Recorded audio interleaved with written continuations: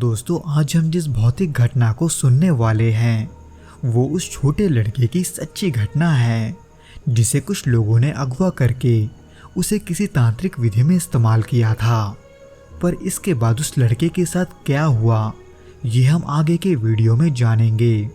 तो चलिए बिना किसी देरी के इस डरावने घटना को रतन के पॉइंट ऑफ व्यू से सुनते हैं, जिसके दोस्त के साथ ये घटना वास्तव में घटा था। लेकिन दोस्तों, इससे पहले कि हम इस वीडियो में आगे बढ़ें, आप प्लीज़ इस चैनल को सब्सक्राइब करके इसे अपने दोस्तों के साथ भी शेयर ज़रूर करना, क्योंकि हम ऐसे वीडियोस हर शाम 6 बजे आपके लिए लाते रहते हैं।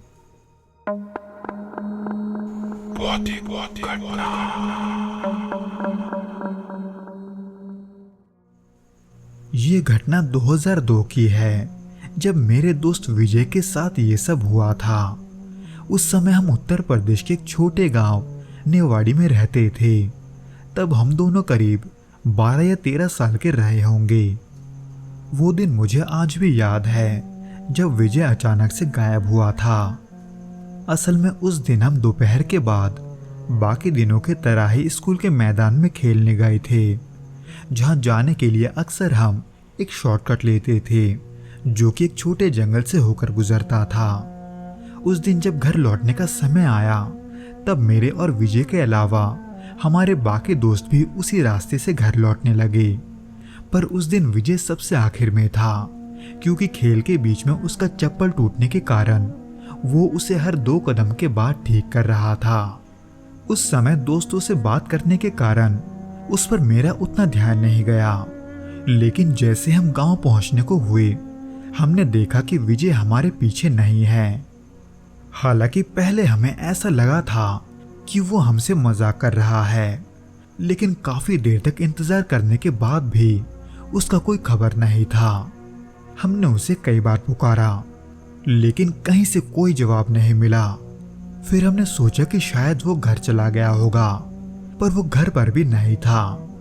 जब हमने उसके माता पिता को ये बताया कि विजय नहीं मिल रहा, तब उन्होंने पूरे गांव में उसे ढूंढना शुरू कर दिया। हम सब रात भर उसे ढूंढते रहे, यहाँ तक कि पुलिस भी इस मामले में हमारी मदद कर रही थी। फिर भी हमें विजय का पता नहीं चला। पर एक दिन अचानक, यही कोई 10-12 दिनों के बाद, विजय अपने आप वापस आ गया। लेकिन जब वो लौटा तब वो विजय नहीं था जिसे हम जानते थे। उसके चेहरे पर एक अजीब सा खालीपन था और आंखों में डर और बेचैनी साफ झलक रही थी।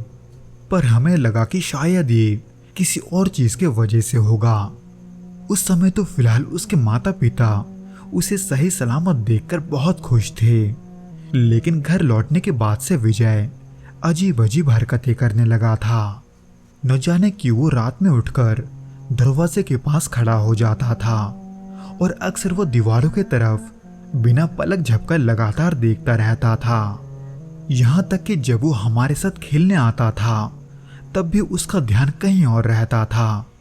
वो ना तो ज्यादा बात करता था और ना ही किसी पर उतना ध्यान देता था। ऐसा लगता था जैसे वो किसी अलग ही दुनिया में है। उससे पूछने पर भी वो ये नहीं बताता था कि वो इतने दिनों तक कहाँ था। विजय इन सब के बारे में अपने माता पिता से भी बात नहीं करता था। इसी बीच एक रात जब मैं उसके घर पर था, तब मैंने कुछ ऐसा देखा जिसे देखकर डर के मारे मेरे रोंगटे खड़े हो गए थे। न जाने क्यों विजय अचानक से आधा टेढ़ा मुंह बनाने लगा था।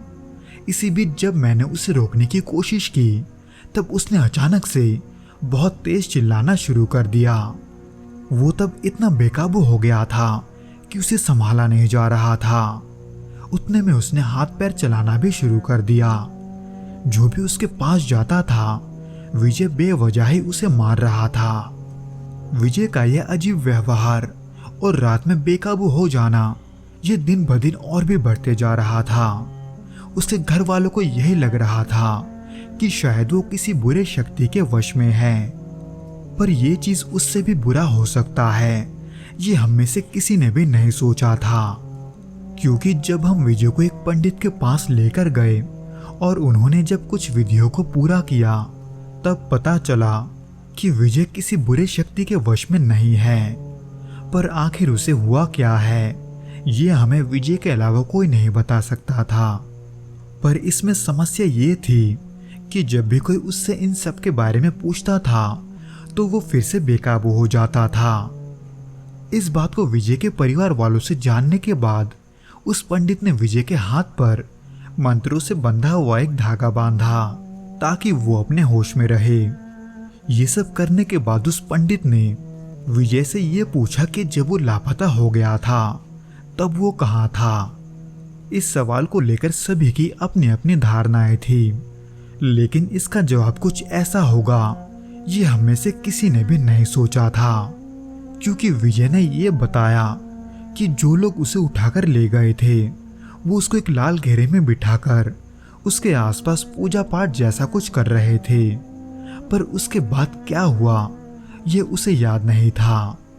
हालांकि विजय के इन सब बातों को सुनकर हमें तो कुछ भी समझ में नहीं आया, लेकिन वो पंडित सब कुछ समझ चुका था।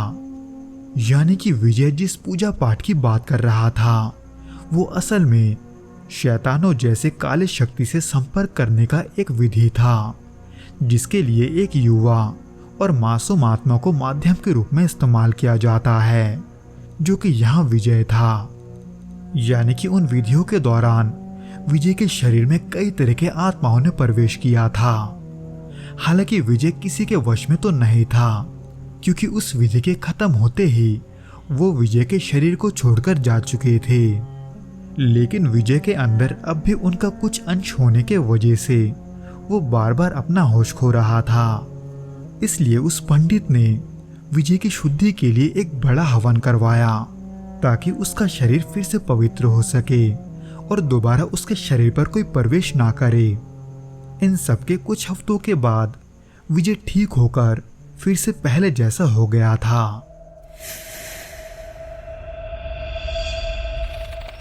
तो दोस्तों ये तो था वो घटना जो कि विजय के साथ घटा था। उम्मीद करता हूँ कि आपको ये पसंद आया होगा, और अगर आया हो तो प्लीज़ इस वीडियो को लाइक करके इसे अपने दोस्तों के साथ भी शेयर ज़रूर करना, और हमें कमेंट करके ये ज़रूर बताना कि आपको ये वीडियो कैसा लगा।